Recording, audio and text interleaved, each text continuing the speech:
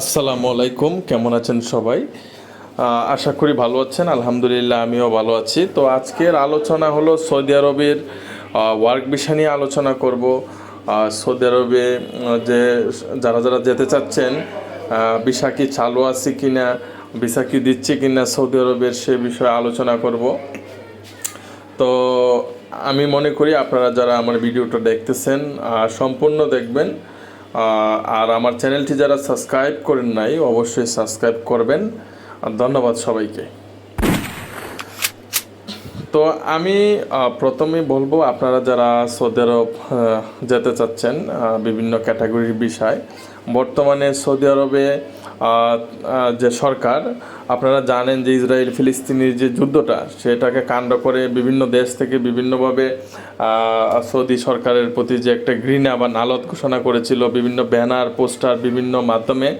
সেই জন্য বাংলাদেশ সহ পৃথিবীর প্রায় 13টা রাষ্ট্র, ইন্ডিয়া এবং নেপাল, তারপর ইয়েমেন, মিশর, এভাবে প্রায় 13টা রাষ্ট্র ভিসা সাসপেন্ড করে রেখেছে।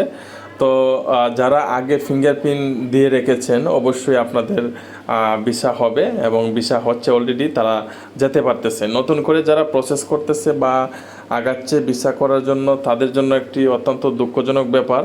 আপনারা ভিসা প্রসেসে ব্যর্থ হবেন, কেননা ভিসা কনসালটেন্ট অফিসার ভিসা দিচ্ছে না। তো আমি মনে করি আবার অন্য মাধ্যমেও কিছু কিছু এজেন্সি ভিসা করে দিচ্ছে, সেটা আসলে অভ্যন্তরীণ ব্যাপার। তো ডিপ্লোম্যাটিক যে ব্যাপারটা, কূটনীতিক যে সম্পর্ক বা বিভিন্নভাবে যারা সম্পর্ক করে তারা ভিসা করে নিচ্ছে, সেটা আবার অবশ্য অফিসিয়াল ভিসা। তো আপনারা ওই ভিসা ক্যাটাগরিতে পড়েন না, সেটা অফিসিয়ালি বিভিন্ন কূটনীতিক ভিসা, সেই ক্ষেত্রে বিভিন্ন দেশে যাচ্ছে। তো আমি বলবো সেটা নিয়ে টেনশন করার কোনো কিছু নেই।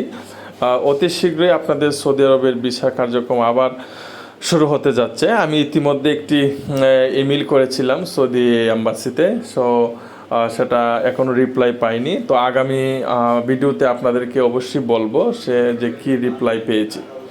তো আমি মনে করি আপনারা যারা সৌদি আরবে যেতে চাচ্ছেন, তো অবশ্যই যে রেস্টুরেন্টের যে বিষয়টা, সেটার ভ্যালু অনেক বেশি এবং কনস্ট্রাকশন লাইনেও অনেক ভালো ভিসা দিচ্ছে এবং অনেক ভালো কাজও পাচ্ছেন আপনারা। আর যদি সৌদি আরবের ভিসা সংক্রান্ত কোনো প্রশ্ন থাকে আপনাদের, অবশ্যই আপনাকে কমেন্টস করবেন এবং যে কোনো বিষয়ে আপনারা প্রশ্ন করবেন। ধন্যবাদ সবাইকে, ভালো থাকুন।